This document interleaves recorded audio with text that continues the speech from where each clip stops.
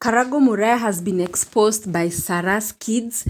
They went on social media through Mother Mwihaki's Facebook page where they laid details of what happened, how Karangu Muraya assisted them to raise money for their mother. Unfortunately, their mother died, and after the death of their mother, Karangu raised more funds to assist them build a house. However, up to now, they are saying that the house is yet to be completed, though Karangu received a lot of material, a lot of money. And one of them said that Karangu ni kama alikuwa anamkatia na muita na nyuki, like asikuje na mtu. Anyway, let's just go to the conversation of what happened. Hello, I have seen your post about Karangu and I would like to tell you my story of how he has made my life stand still. Please share your story, no worries, share kabisa. Just here on Messenger kindly. Okay, one more thing, will you help me get justice?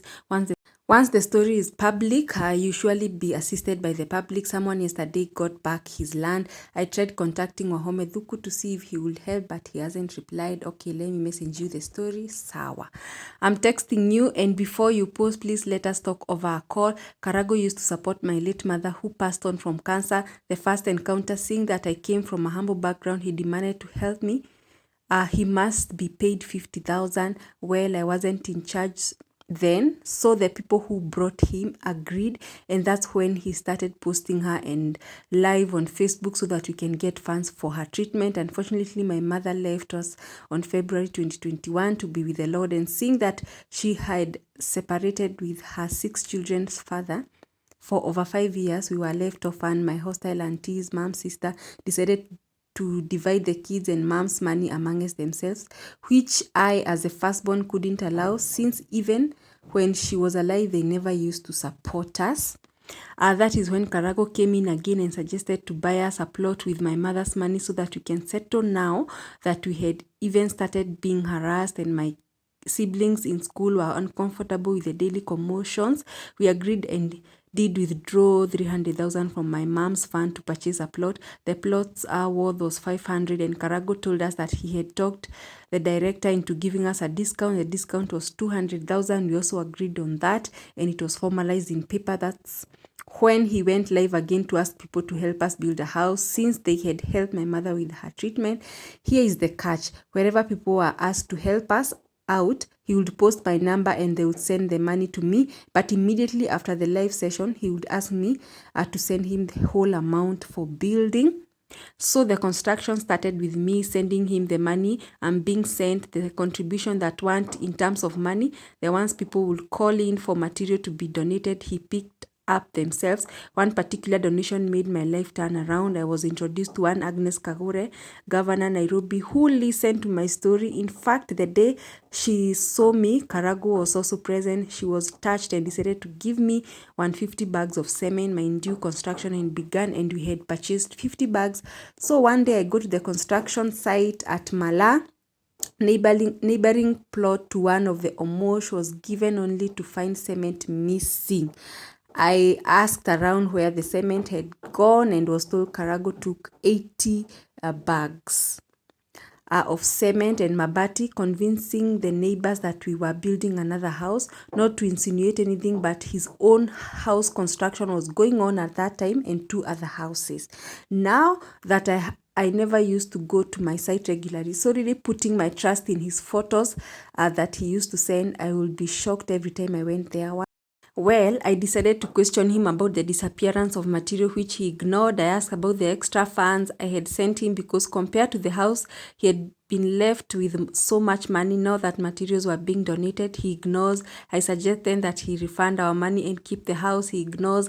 I decided to go to the DCI. He was called in to come. I remember he was asked to attend on a Thursday, and I left the station waiting for that day. I got a call thereafter informing me that Karangu had changed the day to Friday. On attending, I'm telling you, I don't know what happened. I was bashed out and told I'm only 21, so I don't know the cost of construction or how hard it is to earn money. Seeing I was voiceless, I just left. The same night, he posted how he had visited the DCI for the second time, and so he probably went solo meeting on the Thursday.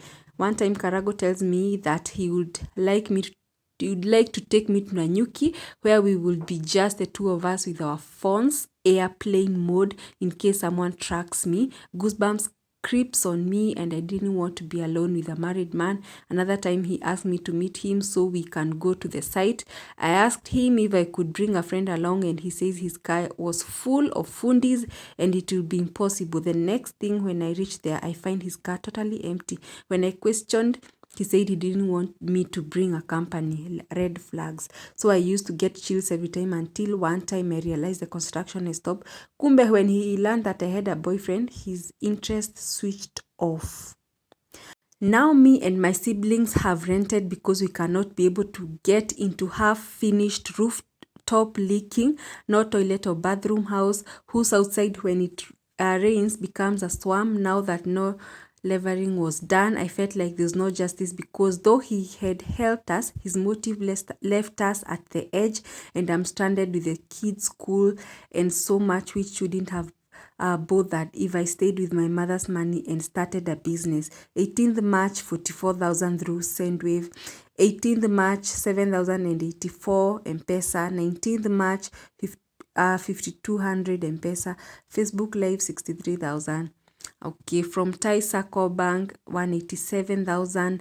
19th February 2021, 150,000. 22nd February 2021, 100,000. 8th March 2021, 14,000. 8th March 2021, 10,000. Total 274,000. From my corp bank account, 52,000. Total 680. 884. This excludes the 300 that bought the land. On his platform, he used to refer to us as Sarah's kids. You can follow up the story. I guess our house was the only one that he never opened. You can see the transaction that she transferred to Karangu, Muraya, 10,000, 14,000, 100,000, and 150,000.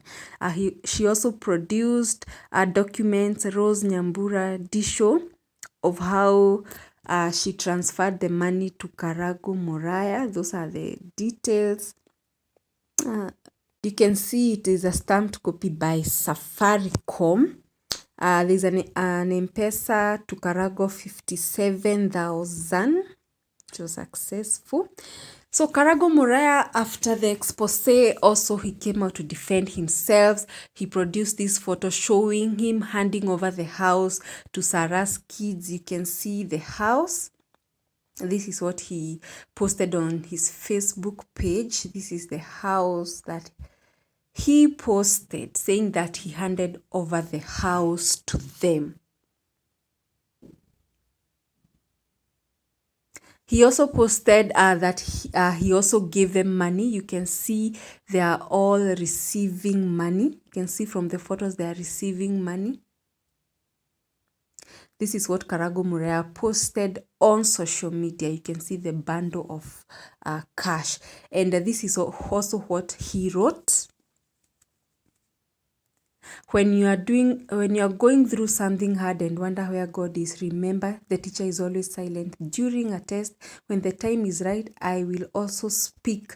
Dear friends, I thank God for this ministry. It has helped people and only God knows.